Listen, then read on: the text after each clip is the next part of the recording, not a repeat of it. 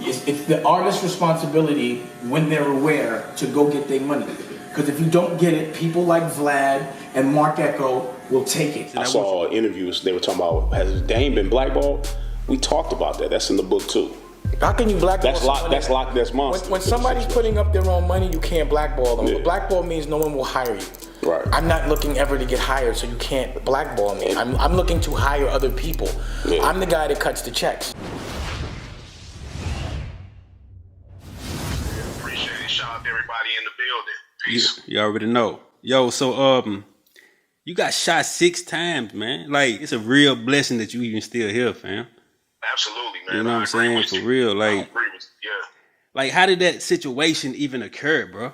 I was on my way to cut Method Man from Wu-Tang Clan, and I didn't make it. It was a situation that was on the news at the time and all on the radio about, you know, anybody wearing a white T-shirt in L.A. was going to get shot or they was going to have problems because there was a situation with the Mexican Mafia and the gang out here called the Rolling 60s where some kilos of cocaine got stolen and they were just randomly shooting people that had white T-shirts on, you know. So me hearing this over and over again and processing this in my mind, and even in some places at certain times visualizing myself involved in that because I had a white T-shirt on that day, you know, I would say that I had something to do with attracting that energy towards myself.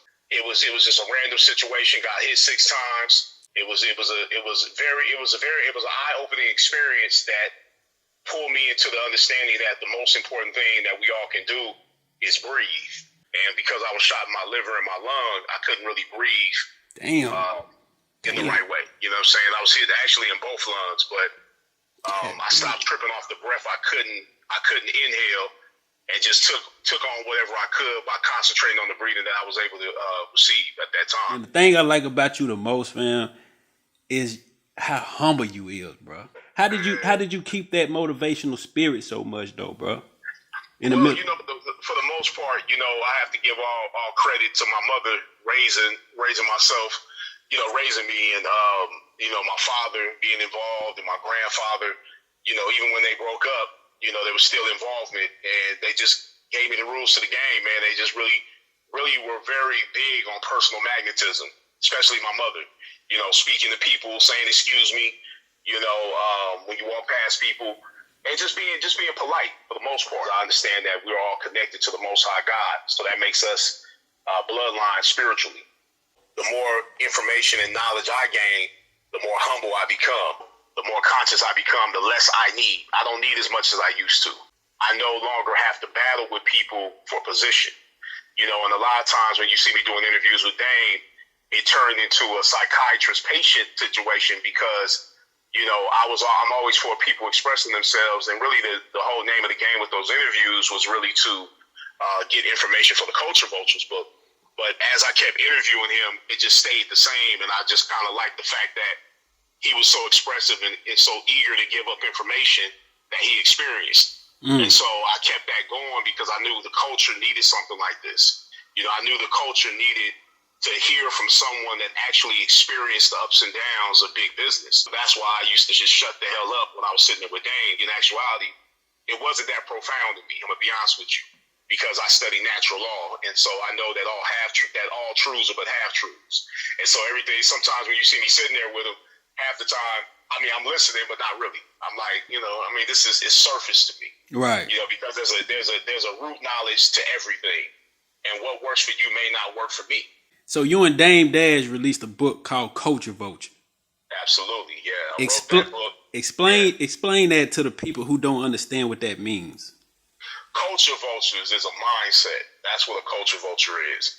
Culture vulture has very little to do with race, religion, creed, gender, because there are female culture vultures as well as there are male culture vultures. What that book stands on is providing information for people to know what to look for when they're doing business. But most of all, the number one repellent for any culture vulture that'll keep you sane and keep you okay in the face of a culture vulture is self-knowledge and knowledge of whatever game you're playing.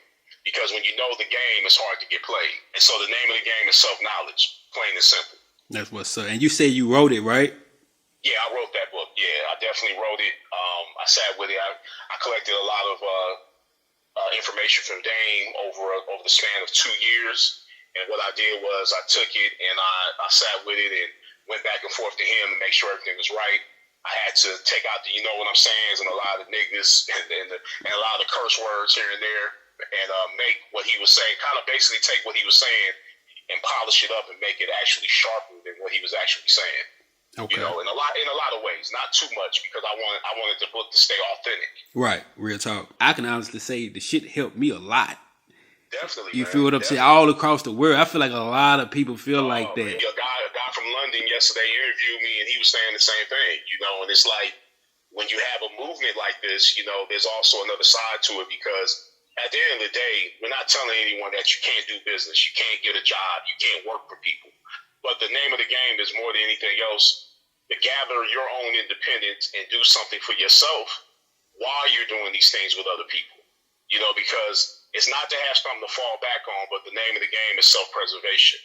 You know, you want to absolutely look at what it is you truly love, what is your hobby, and turn that in and find a way to monetize that. Whatever you like to do, find a way to monetize it.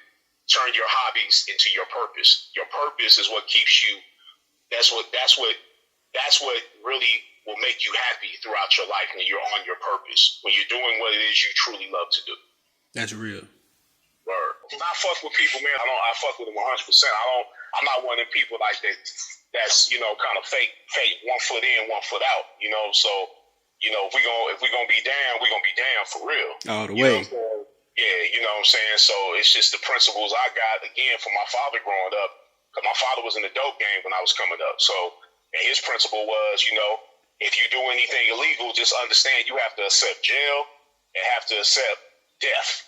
And if you go to jail, you have to go to jail without snitching. If you understand natural law principles and you learn how to apply these things to yourself, you begin to analyze everything that comes down your path without making erratic decisions based on emotion. 1 minute you have all the money, next minute you might not have any money. You can't change the effects in the effects. You have to create a new cause. What will you stand for? What will you not put up with? You have to have your rules to the game. You got to have your breaking point. You have to have, when you're doing business with people, you have to have your red flags, and you got to have things that you can roll with. But if you don't have the rules and you don't have principles that you live by and stand on, you'll sell your mama out to get some money. You can't take none of this with you. Hold your head and keep your integrity. Don't sell yourself out, and don't sell your people out. Stand for something or you'll fall for everything.